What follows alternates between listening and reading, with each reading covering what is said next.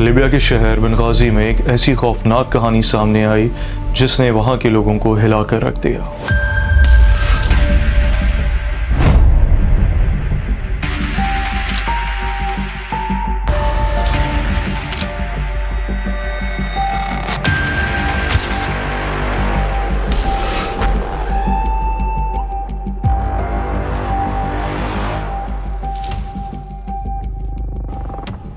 ये कहानी दो भाइयों इब्राहिम मसूद और अहमद मसूद की है, जो ज़ाहरी तौर पर दीनी इलाज और रुक़या करने वाले शेख समझे जाते थे। लोग इनके पास अपनी परेशानियां और अपने मसले लेकर आते थे, जादू और जन्नात से रिलेटेड। लेकिन असल में ये दोनों भाई जादू करने वाले धोखेबाज जादूगर निकले। इमेजिन करें, आप अपनी फैमिली के साथ एक नॉर्मल ज़िंदगी गुजार रहे हैं। हर दिन बिल्कुल आम होता है। आपकी फैमिली, आप और आपका घर आपको महफूज लगता है। सब कुछ बिल्कुल नॉर्मल रूटीन के मुताबिक चल रहा होता है। और एक दिन आपको अचानक पता चलता है कि एक अजनबी शख्स आपके ही घर में, आपकी ही फैमिली के बीच कई महीनों से रह रहा है। वो आपका खाना खाता है, वो आपके घर में आराम से फ्रीली मूव करता है, आपके कमरों में घूमता है, आपकी चीज़ें इस्तेमाल करता है और आप ही के घर में सोता है। लेकिन इस सब में सबसे परेशानी और हैरानी और खौफनाक बात यह है कि उसे कोई नोटिस नहीं करता आप में से। तो आपको कैसा लगेगा? अब ये किसी हॉरर मूवी का स्क्रिप्ट नहीं है। ये एक ऐसा सच्चा वाक़या है जिसने हज़ारों लोगों को हैरान और परेशान कर दिया। अहमद मसूद का नाम बेनगाजी में काफ़ी मशहूर था। लोगों को किसी भी किस्म की कोई परेशानी होती, कोई जन्नात के मसले होते, किसी का काम रुक जाता या कोई डिप्रेशन या एंजाइटी का शिकार होता, तो वो लोग अहमद मसूद के पास जाया करते थे। क्योंकि बेनगाजी में अहमद मसूद को एक रकई शरी समझा जाता था। वो कुरानी तिलावत करता, दीन की बातें करता और लोगों को यकीन दिलाता था कि उनका मसला हल हो जाएगा। आहिस्ता आहिस्ता लोग उस पर काफ़ी भरोसा करने लगे। फैमिलीज़ ने और लोगों ने उसके लिए अपने घरों के दरवाजे खोल दिए। वो उसे एक नेक इंसान समझते थे जो उनकी मदद करता था। लेकिन वक्त के साथ साथ कुछ अजीब बातें सामने आने लगीं। लोगों ने नोटिस किया कि अहमद से इलाज करवाने के बाद उनके मसले या उनकी प्रॉब्लम्स कम होने के बजाय मज़ीद बढ़ती जा रही हैं।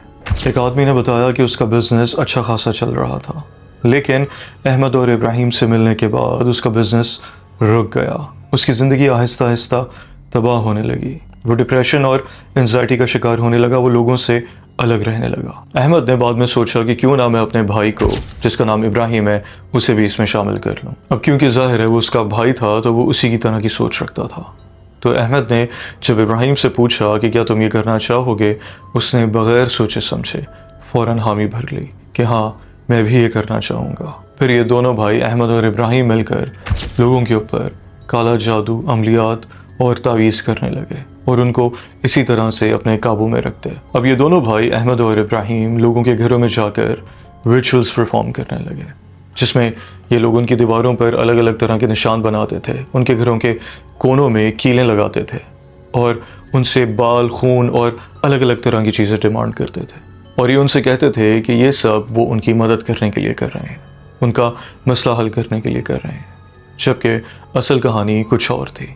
लेकिन शुरू में ये बात किसी को पता ना चल सकी। लेकिन जैसे जैसे वक्त गुजर रहा था, लोगों ने महसूस किया कि उनके मसले हल होने के बजाय ज़्यादा ख़राब हो रहे हैं। उनकी ज़िंदगी बेहतर होने के बजाय ज़्यादा बिगड़ रही है। तो उन्हें एहसास हुआ कि कहीं ना कहीं कुछ गलत हो रहा है। अहमद और इब्राहिम के एक विक्टिम ने ये बताया कि वो अपना एक मसला लेकर इनके पास गया था। इन्होंने उसे कहा कि तुम 4 ताले लेकर आओ, हम उस पर तुम्हें कुछ पढ़ कर देंगे और वो 4 ताले तुम्हें अपने घर के चारों कोनों में दबा देने हैं।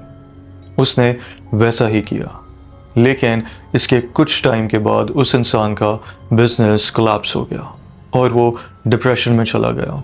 यहाँ तक कि वो कहता है कि मैं 2 साल तक अपने घर से नहीं निकला। अब इनमें से जो फैमिलीज ज़्यादा अफेक्टेड थीं, उन्होंने दूसरे स्कॉलर्स से रब्ता किया। जब उन स्कॉलर्स ने आकर इनके घरों को इंस्पेक्ट किया तो वो हैरान और परेशान हो गए, क्योंकि जो तावीज़ इनके घरों से मिल रहे थे, जो कील इनके घरों के कोनों पर लगाए गए थे और जो नक्शे इनके घरों की दीवारों पर बने हुए थे, वो काला जादू था।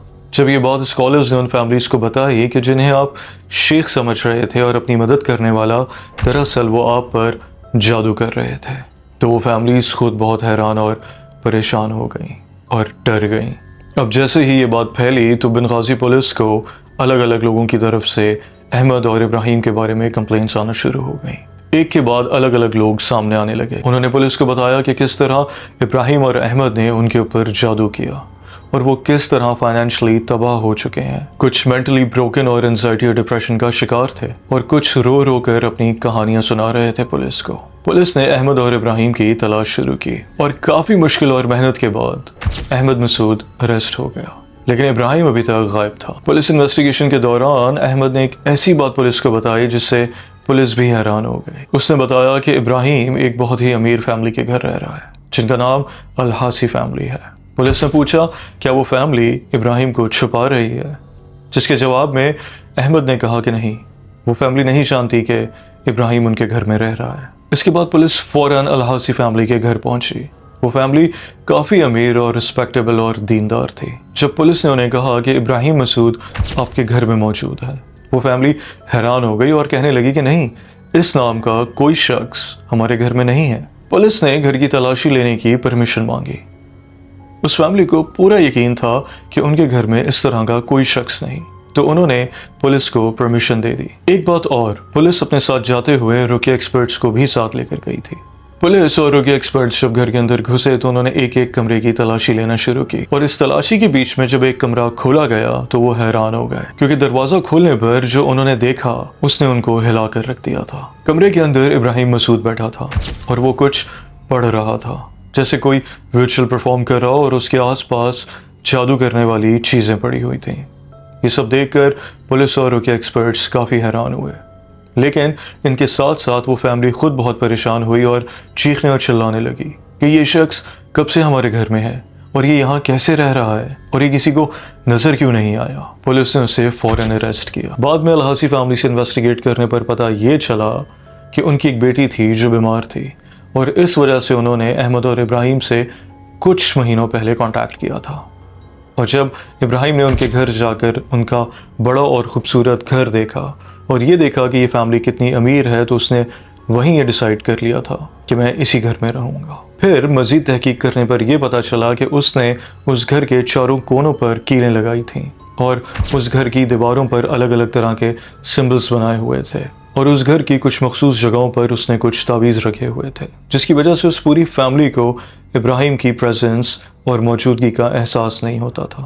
ان کی نظر اس نے کچھ اس طرح سے بند کر دی تھی کہ وہ ان کے گھر میں آرام سے گھومتا پھرتا تھا، رہتا تھا، کھاتا تھا، سوتا تھا، لیکن انہیں اس بات کا ذرا احساس نہیں ہوتا تھا۔ اور اس پورے واقعے میں جو عجیب سی بات تھی وہ یہ تھی کہ ابراہیم ان کے گھر میں پچھلے 9 مہینے سے رہ رہا تھا، اور یہ پورا واقعہ بنغازی میں بہت مشہور ہوا، لیکن آخرکار پولیس نے ان دونوں بھائیوں کو اریسٹ کر لیا۔ آپ کا اس پورے واقعے کے بارے میں کیا خیال ہے؟ مجھے ضرور بتائیے گا۔